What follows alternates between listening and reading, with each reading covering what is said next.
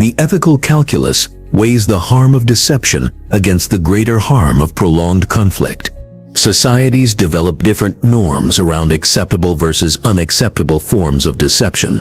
Because context matters, we accept that undercover police officers may need to conceal their identities to infiltrate criminal organizations. Military forces employ camouflage and disinformation to protect troops.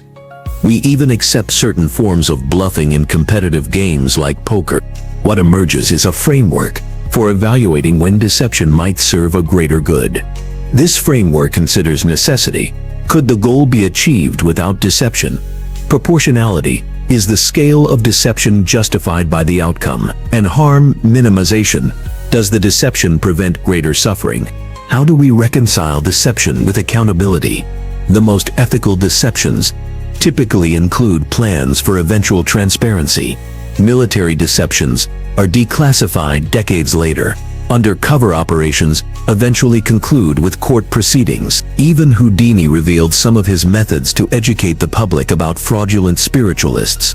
When examining influence operations targeting democratic societies, we see how similar psychological principles can be weaponized for manipulation rather than protection.